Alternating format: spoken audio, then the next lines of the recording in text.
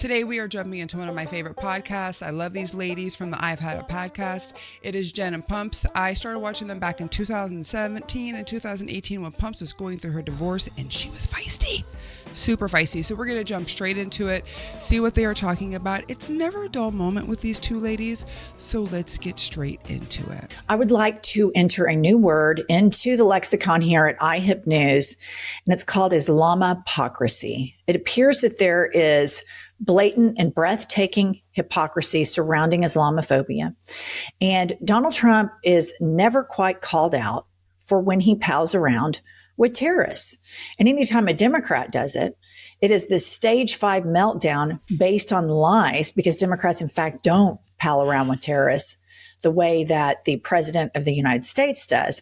Let's read this tweet and headline that came out. Trump is welcoming Ahmed al-Shara, a former leader of al-Qaeda who was behind 9/11, who murders Christians in Syria and had a $10 million bounty on his head. He'll be welcomed at the White House today. Only the best people. And so this is really, really fascinating to me on the foothills of all of the Islamophobia that was laser focused on Zohran Mamdani, all of the Islamophobia that it was laser focused on Barack Obama, as they call Barack Hussein Obama, to be more Islamophobic as they could possibly be. But here is Trump on this meeting with this, I guess, reformed jihadist. Play the clip.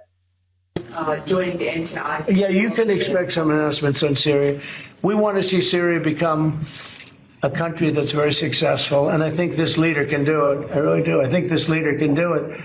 And people said he's had a rough past. We've all had rough pasts, but he has had a rough past. And I think, frankly, if you didn't have a rough past, you wouldn't have a chance. He gets along very well with Turkey. Okay.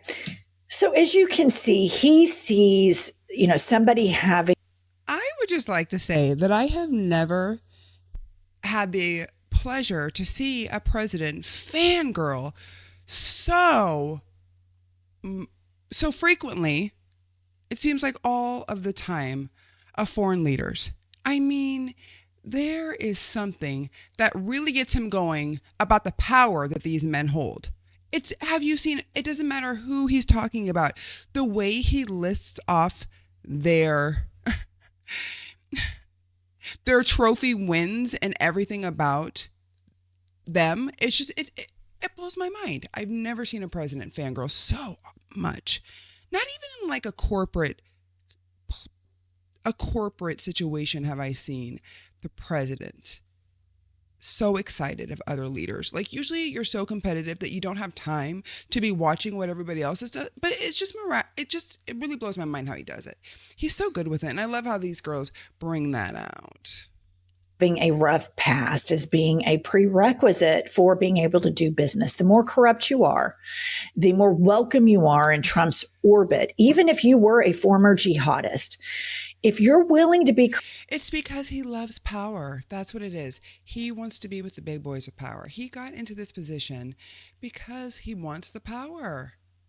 I used to watch him all of the time in The Apprentice. I grew up. I remember him being in Home Alone. I remember the Trump awe, right? I don't know what happened to him. He talks about draining the swamp, but I think honestly he was pulled in and sucked in, okay? Because I'm not with it. I'm just not with it. Let's keep going. This is going to be fun. Corrupt, to exploit people, to enrich yourselves and enrich your buddies. You're all in with Kanks.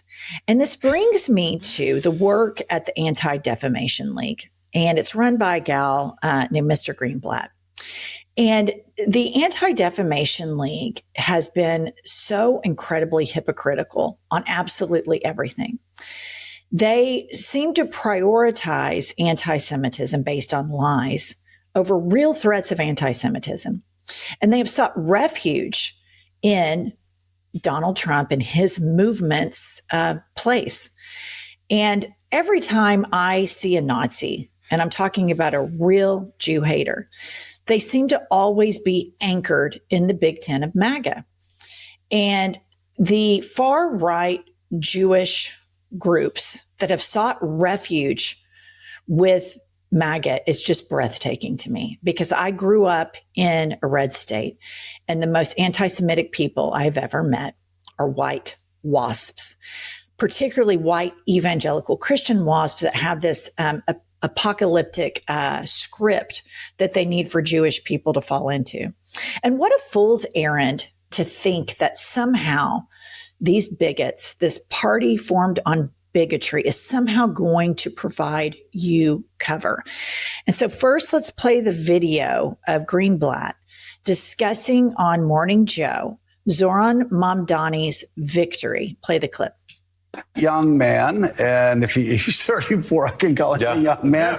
He won like the greatest landslide probably in New York history. I mean, certainly in recent times. And he used that moment to say that he will fight anti-Semitism in New York and stand shoulder to shoulder with his Jewish brothers and sisters. So again, I'm going to judge him not on what he says in a speech, but on what he does over time. This morning, and I will tell you, I've gotten so many calls from Jewish New Yorkers who are alarmed. Their kid was harassed in college. Their child was bullied in K through 12. Their synagogues vandalized. So here's what ADL is doing right now. If you are a Jewish New Yorker, we have your back, and we will hold Mamdani, Mayor-elect Mamdani, accountable. Look, it's not about politics. This morning we launched a tip line at ADL.org NYC. So if you are Jewish and you experience anti-Semitism where you work or where you worship or where you live, we want to know so we can track it. Well, and look, I tell you, there has been anti-Semitism. Okay. All right. Listen. Now to Donald Trump. Like, this is a guy who is constantly, every chance he can get, going into business with the Saudis, with the Qataris, and you're willing to go along with all of that and fixate on the brown-skinned man that links all universal human rights together, that doesn't prioritize one marginalized group over the other.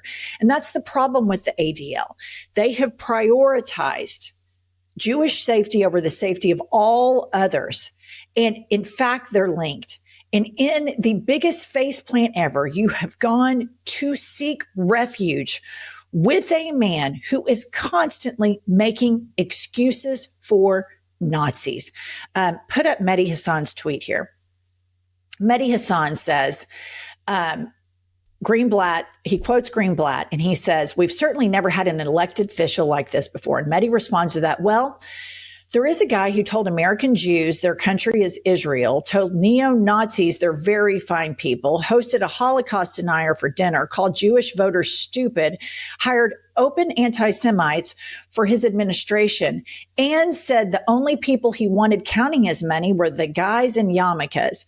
That person is Donald Trump, not Zoran Mamdani." And Greenblatt warmly welcomed Trump's election victory last year.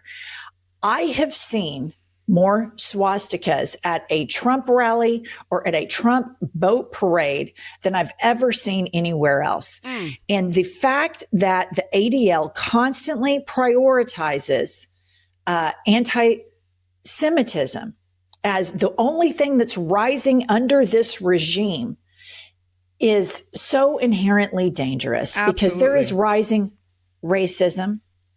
And there's also rising anti-immigrant sentiments. Yes, there is. And in these anti-immigrant sentiments, this administration is doing to immigrants what Hitler and the Nazis did to Jews.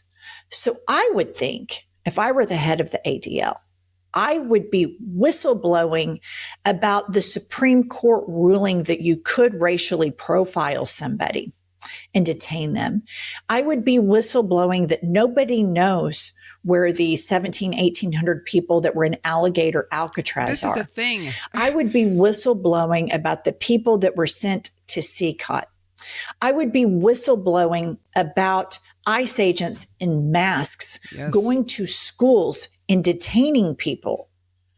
But instead, you have a Mamdani monitor, a guy who you're so scared of, who has said he is committed to fighting anti-Semitism, which is more than Donald Trump has ever said. But something really terrible is happening with this whole argument. And it is that they are using this, quote, rise in anti-Semitism because people on college campuses see Israel committing a genocide and they're speaking out against it. And at the ADL, they show no daylight between the war crimes of Israel and Benjamin Netanyahu and Jewish people living in America. And there should be all the daylight in the world there. And so they are banking their safety with a group of people who absolutely make room all around their political party for anti-Semitic voices. And it's just fascinating to me that the ADL is not leading point on all of the Nazi-like provocations that are coming out of this administration. But instead, they're worried about Zoran Mamdani, and they are going to have a Mamdani monitor. No mention of all of the people that are separated from their families, which really gives Hitler Nazi vibes. So I would think that that would be their main point. And then moving along here, you have again another person that. So, because it's always about pointing the finger and pointing, and if we focus on them over there, we do not have to focus on what we are doing over here. He is going to focus in on him like a laser and make it seem like he is the issue when everything that she just listed is absolutely right. The things that we are dealing with right now in America, all of us Americans are dealing with, is every single day. Every single day there is something new. Every single day there is something new. I remember when I was covering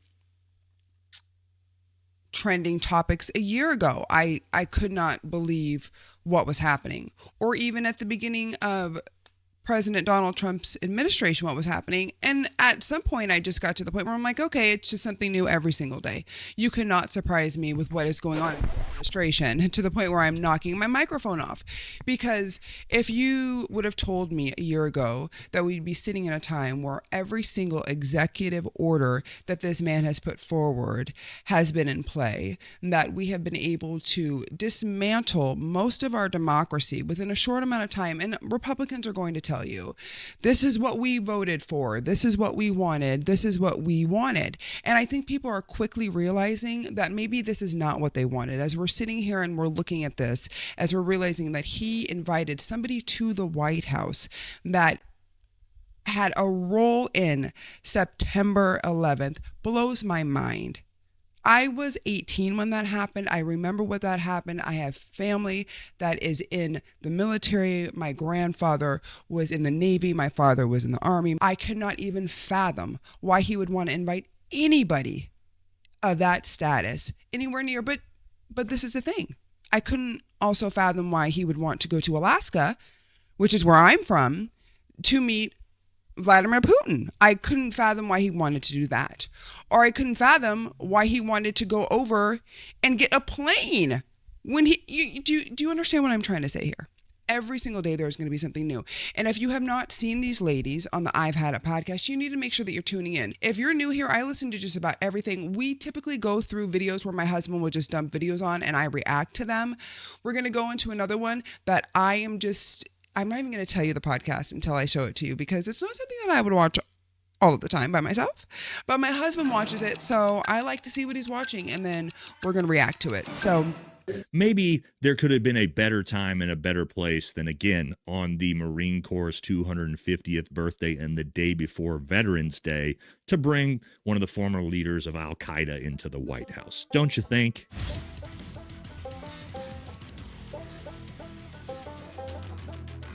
This is really good. I just wanted to show you a brief glimpse into these ladies. There is about another 15 minutes into this video. This is very recent. Make sure that you go over there. And if you like this video, give it a like. Until next time, peace out.